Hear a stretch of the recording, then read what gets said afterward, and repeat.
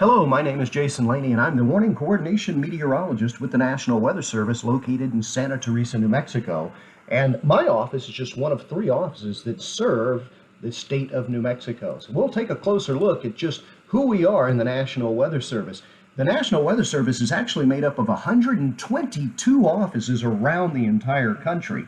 But of course, the 3 main ones that we're concerned with, or you should be concerned with, the ones that serve New Mexico, including the State Liaison Office in Albuquerque, responsible for a large chunk of territory, just about all of northern and central New Mexico. The El Paso office, or Santa Teresa, where we're officially located, which is responsible for covering southern, south central, and southwestern parts of New Mexico. And then the office over in Midland, Texas, that is responsible for covering the far southeastern corner of the state. Now, all of these offices work together, and we all do the very same thing. We're staffed with professional meteorologists 24 hours a day, 7 days a week, 365 days of the year.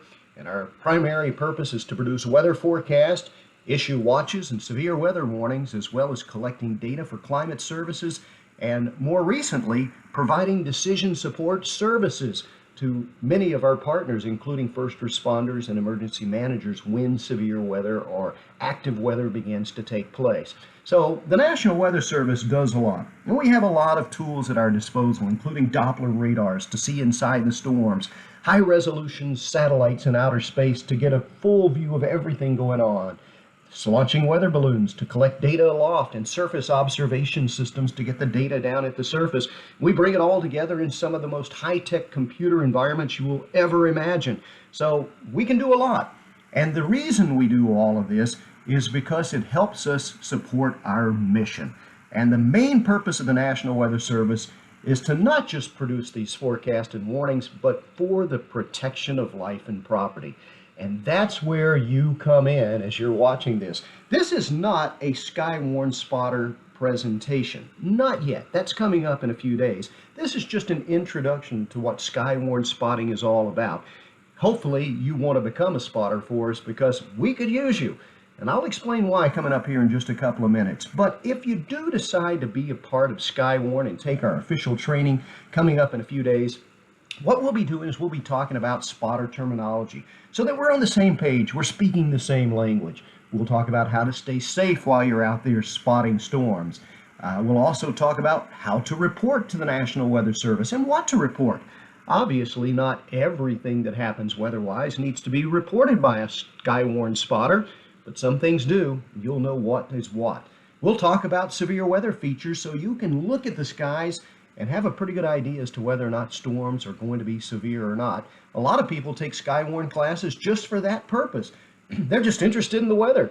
But we're interested in those that want to help us out and become our eyes and ears of the National Weather Service, because with your help, we can reach our ultimate objective, and that is the protection of life and property.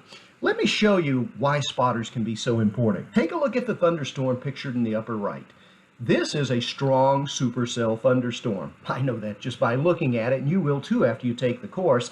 But as I look closer at this storm, imagine that I am a spotter seeing the storm myself. And as I look at the storm, I see some heavy rain, but I don't see any indication of a tornado.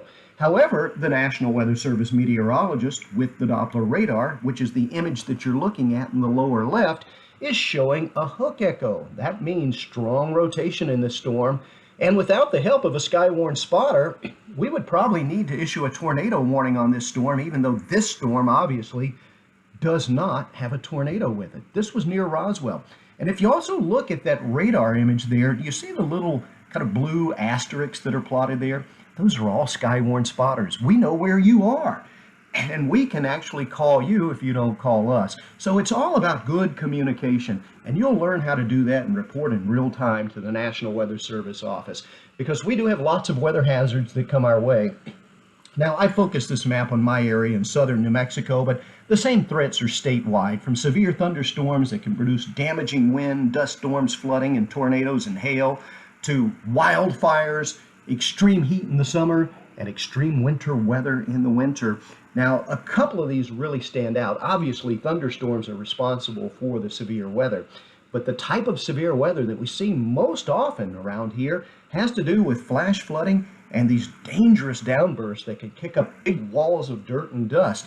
And if you go back and look at the most frequent cause of weather fatalities for the different National Weather Service offices, pay close attention to New Mexico there. See, it's in green for Albuquerque's area, El Paso's area, and Midland's area. That represents flash flood. Flash floods are our #1 killer around here. And last year in 2019, represented by the red lines here, flash flooding was the #1 weather-related killer nationwide. Now, if you look at the yellow bars there, the 30-year average, it's still one of the #1 killers, but heat kind of takes the lead there. But nonetheless, flash flooding is very dangerous, but so is lightning and tornadoes, winter weather, heat, the high winds and the dust. And because of this, we want to make sure that we can reach our goal of protecting life and property by timely warnings. And the best way to get a timely warning out is to combine the tools and the expertise we have with the National Weather Service and you, our eyes and ears out in the field as a Skywarn spotter. So, do you want to be a spotter? Well, you'll need to attend our course coming up in a few days, and there will be information on how to register that for you. All you do is you attend the official spotter training course, but just attending it doesn't obligate you to become a Skywarn spotter. You may want to take the course just for curiosity, and that's quite all right. We'd love to have you there. But if you do want to be a volunteer, we want you to be willing to be proactive and call in those severe weather reports to your local NWS office, be it Albuquerque, El Paso, Santa Teresa, or over in the Midland area. So, the next online spotter training course that is going along with our Weather Fiesta here, our Science Fiesta, is going to be coming up on Saturday, September 26th at 6 p.m. There will be a sign-up link made available to all who wish to attend through the Science Fiesta website. We're looking forward to meeting you and having you join us as a Skywarn spotter.